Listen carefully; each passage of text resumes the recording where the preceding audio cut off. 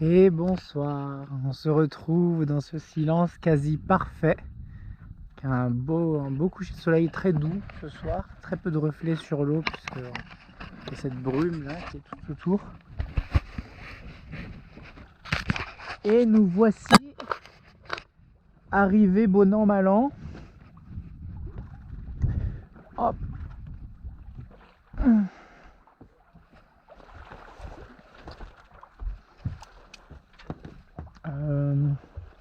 Peut-être comme ça.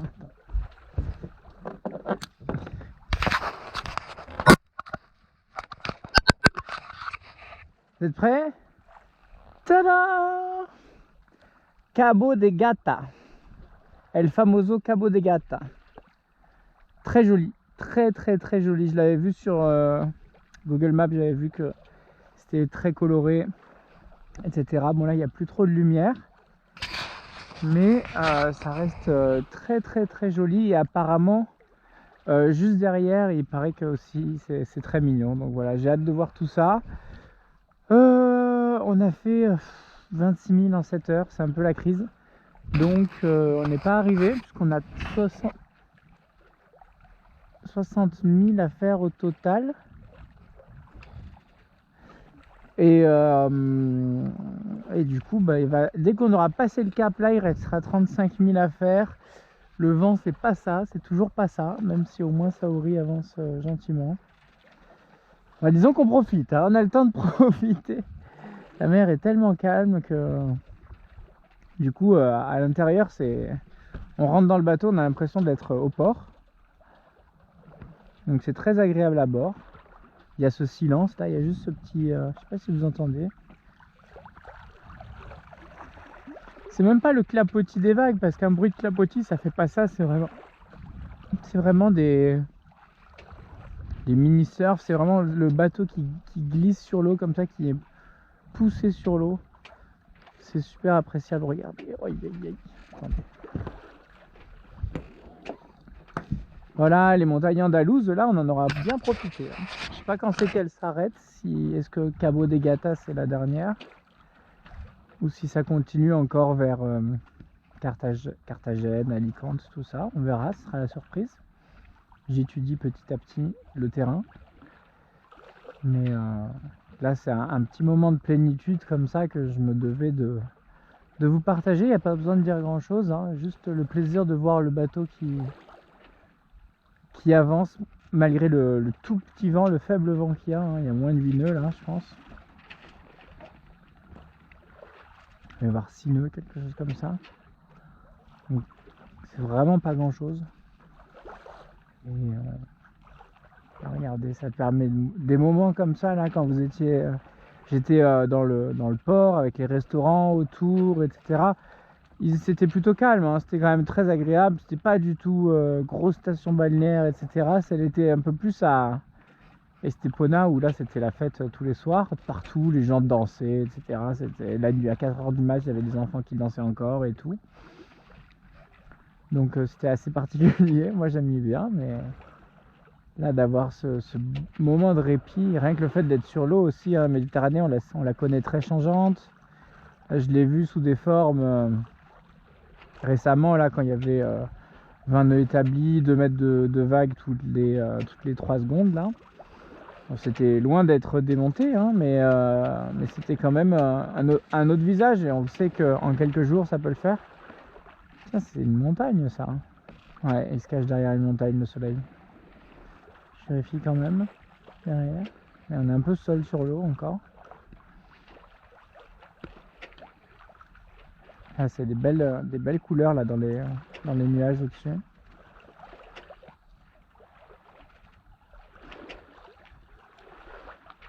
Je vous laisse apprécier le moment, il n'y a pas besoin de rajouter ma voix par-dessus, hein. C'est comme si vous y étiez là. Enfin, je parle pas tout seul, je vous rassure, quand je suis à bord de sa route.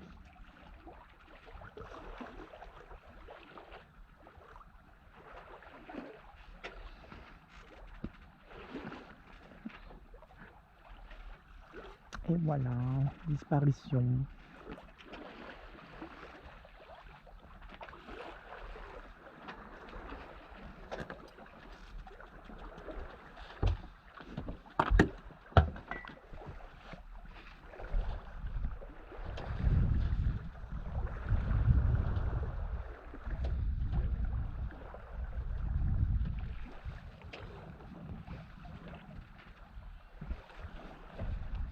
On avait un gros cumulonimbus qui était au-dessus d'une montagne là, qui faisait que monter, monter, monter.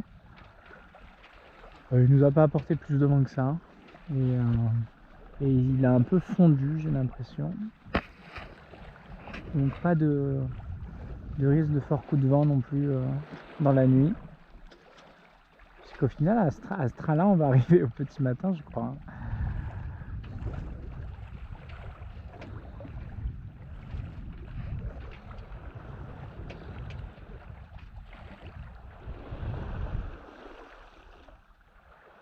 Il Cabo de Gata.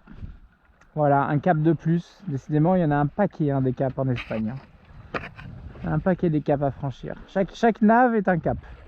C'est à peu près ça le... Enfin, ça dépend de la longueur de vos naves, bien sûr, évidemment. Mais tous les 60 000, on va dire, il y a au moins un cap majeur. Presque. Donc voilà. Et en plus de ça, on sait que ces endroits-là peuvent être très, très méchants selon les conditions. Donc pour l'instant, on a eu quand même beaucoup de chance à chaque fois. Enfin, beaucoup de chance. On a été très humble. Et puis la saison est bonne aussi. C'est pas qu'une question d'humilité non plus. Il faut dire aussi ce qui est. La saison est quand même plutôt douce, voire trop douce. Mais j'imagine que dans quelques mois, semaines, ça va déjà un petit peu se corser. Et les caps seront plus difficiles à franchir et plus changeants. Voilà. Plus violents, on va dire, parce que changeants ça ils le sont, mais violents ils le sont pas trop pour l'instant. Je vous embrasse. Voilà, je vous fais un petit plan de Saori. Alors vous m'excuserez, elle est toute sablée, mais malheureusement elle était toute propre, toute belle avant de partir. Et la veille du départ, on a eu une pluie remplie de sable qui s'est abattue sur le bateau. Et du coup, elle est dégueulasse, comme si elle n'était pas sortie depuis 3 mois. Voilà, et vu qu'on est en plein été, etc., et qu'on fait attention à l'eau, on va pas renettoyer le bateau une deuxième fois non plus direct. Donc on est parti comme ça. Et puis on verra. Voilà, de toute façon, j'essaye d'être, quand je nettoie le bateau, j'essaye d'utiliser le moins d'eau possible en utilisant un pistolet ou n'importe quel moyen déjà de fermer, ouvrir. Et surtout, la solution miracle, c'est de frotter et de ne pas attendre que l'eau fasse effet toute seule. Donc voilà, ça me permet d'avoir quand même un bateau clean, agréable à voir et aussi agréable sur lequel naviguer. Sans pour autant, dès qu'il se passe quelque chose, enfin dès que je fais une navigation, nettoyer le bateau, ce qui est aberrant, quoi, ce qui est une hérésie en cette période, quoi, en 2022. Voilà, je vous embrasse et je vous dis à bientôt. Bye bye.